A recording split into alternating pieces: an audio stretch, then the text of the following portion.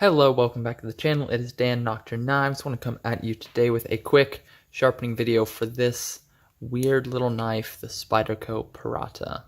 I just got this in. I purchased it from the Spyderco second sale. You can see it designated right there.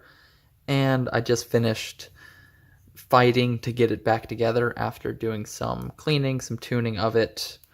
And I want to go ahead and put a new edge on this because this one has a chip that you can see right here. Pretty sharp as is, but I want to go ahead and put my own edge on it and fix this little chip issue. So with all that said, let's get into it. I'm going to be doing this freehand. I'm going to use one stone, well, two sides of one stone. It's still one stone. But anyway, this is my Veneve resin bonded diamond stone. One side is F240, the other is F400. I'm going to start on this 240 side and establish a new bevel, apex it, and then move on to the 400 finish. Before I get this on the stone, I'm going to cut off the existing apex, get rid of any burnt steel that's going to be on here, and get past that little chip in there. Perfect. Next, I'm going to use my Sharpie and go ahead and Sharpie the edge, just so I can see where I'm removing material. And let's get into it. I'm going to find the factory angle. There it is.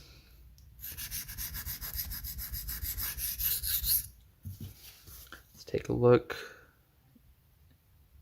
Yep, I'm hitting that pretty well. This thing is a little weird, going to be a little awkward to sharpen with all of this belly. Blade is pretty much all belly. Weird little thing, but I got it because I liked it. It seemed interesting.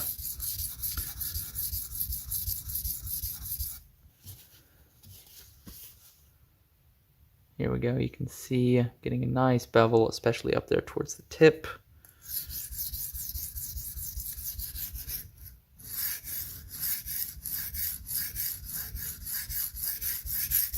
Alright, almost have an apex there on a lot of the blade. Missing the bevel a little bit down here at the heel. You can see how I'm coming in at too shallow of an angle.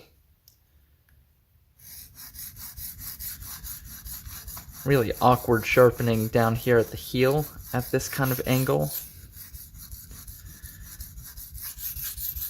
because I'm having to have the knife at such an extreme angle to the stone. It's weird. Definitely kind of odd.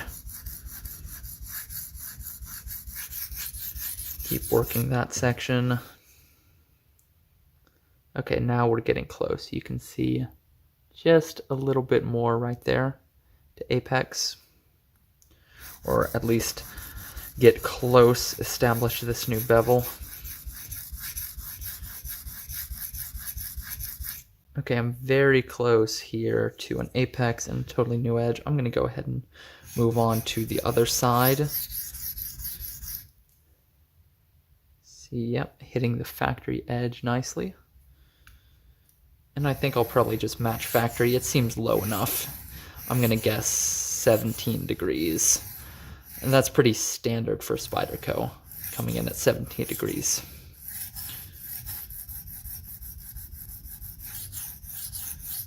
Okay, we're getting close. You can see I'm doing the same thing on this side, coming in a little shallow here at the heel.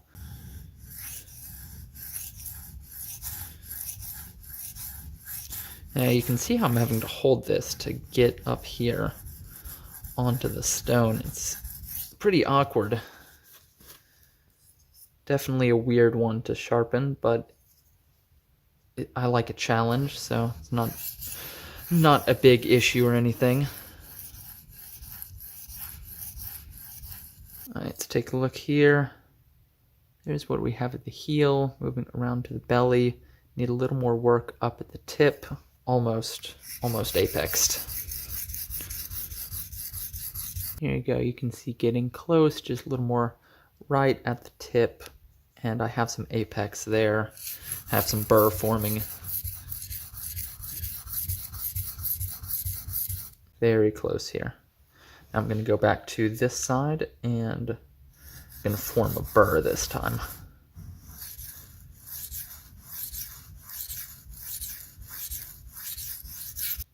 can see I have my fingers spread maybe a ½ inch apart, and I'm just kind of hopping them up and down the blade as I move along it. Okay, there we go, and fully burred up. See, I'm not sure if you'll be able to tell, but there's just a little bit of that chip left up here. I need to work just a little bit more on that.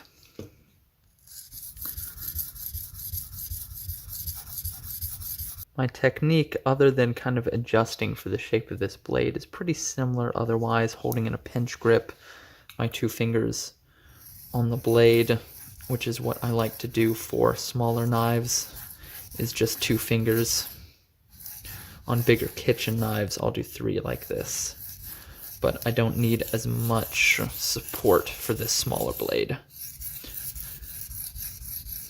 And you'll notice that I'm working around this blade in sections to move around this big belly. We're all burred up, perfect. Now it's time to move on to the 400 side of this, which is a nice, coarse, aggressive, but still somewhat refined edge. I really like this finish that the 400 gives.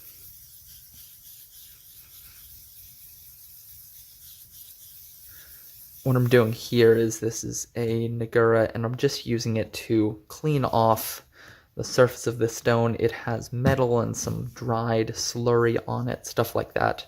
So I just want to go ahead and get all that cleaned off, expose some fresh abrasive so that it will cut this steel better that I'm working on. It'll be faster, it'll be a cleaner edge. And I'm just going at the same angle. You can see to get around this belly, I'm introducing this kind of circular motion here. It's kind of orbital motion as I go through in the different sections.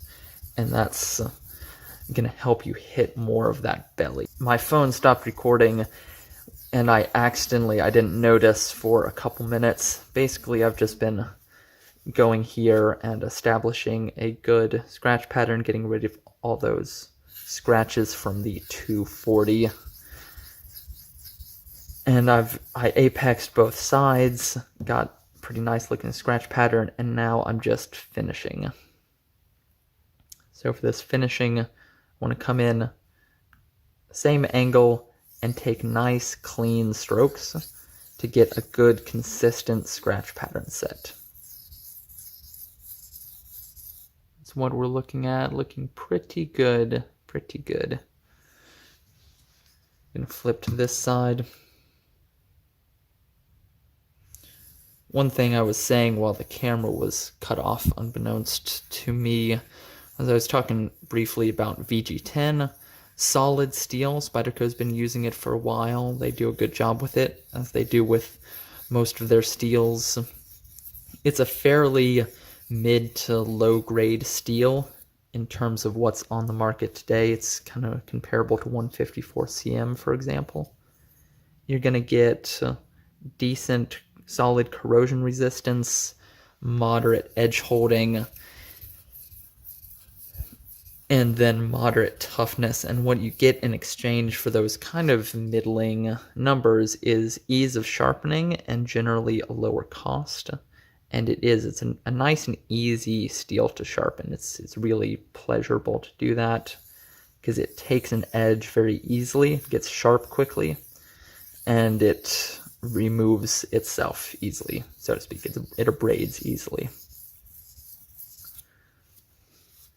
All right, coming in to the home stretch. Now we're going to work on some deburring. So for this, I'm going to do edge leading strokes. And because of the weirdness of this blade shape, I'm going to kind of break it up into two. One for the first half of the blade, one for the second. And these edge leading strokes are really good for knocking that burr off. And I'm using a moderate pressure here to start. And then I'm going to gradually get lighter and lighter.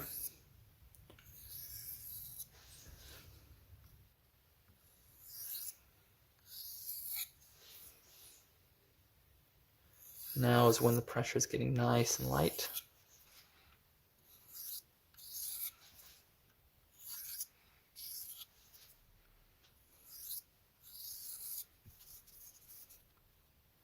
I can still feel that burr on there. Need a little bit more.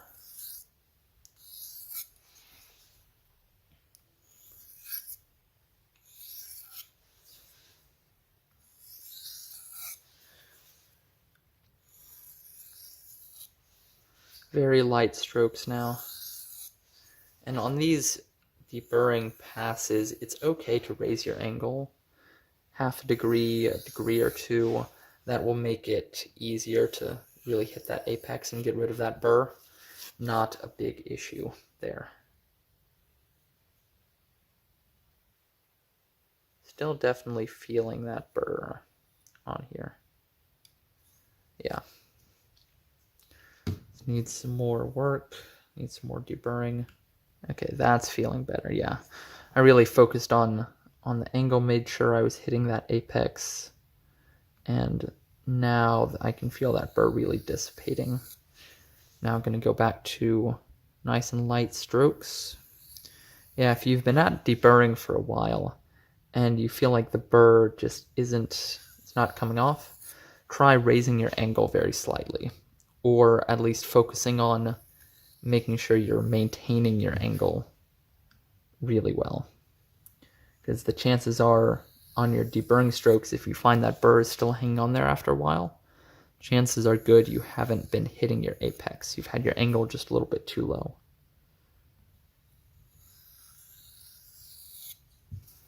Okay, that's better. It's much better. You can still feel just a little roughness. Take a few more passes. This is the first sharpening that this knife has had off its factory edge, so I wouldn't be surprised if the steel is a little bit overheated, a little fatigued, so it's wanting to hang on to the burr. Now I'm pretty confident I have it mostly deburred with my edge leading passes. Now I'm going to take some edge trailing passes, some stropping strokes as some call them, just to help refine that apex. Your apex can kind of get damaged as the burr pulls off of it, and as you pull it edge leading into some of the debris and stuff on your stone. So it's good to finish off with some edge trailing strokes like this. Again, you're using a light pressure. Okay, that feels pretty good.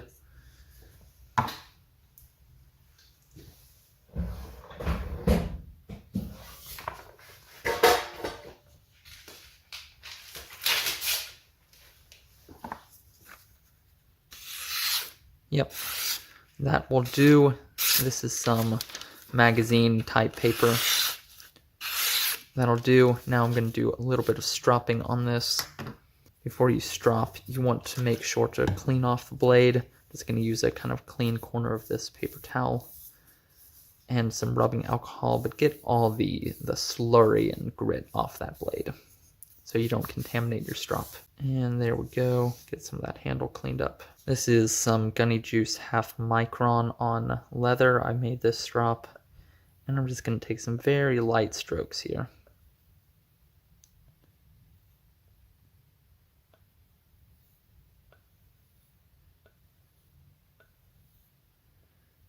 And this is going to help just refine that apex a little bit, smooth out any little imperfections, and take off any remaining micro burrs that might be trying to hold on.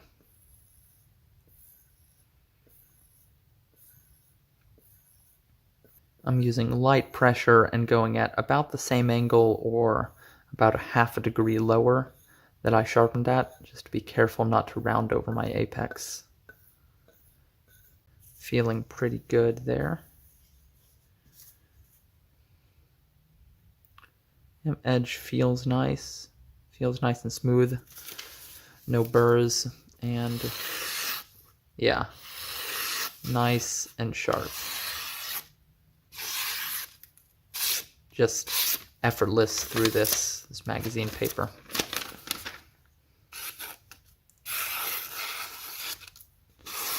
And this is a weird blade. This is a really strange blade. It feels like there might be a little bit of stuff back here at the heel. I'm gonna take a few more passes there. Make sure I hit that heel.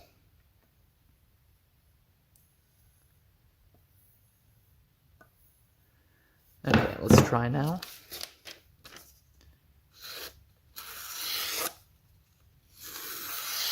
Yeah, that's better. Okay, feels good. Very nice.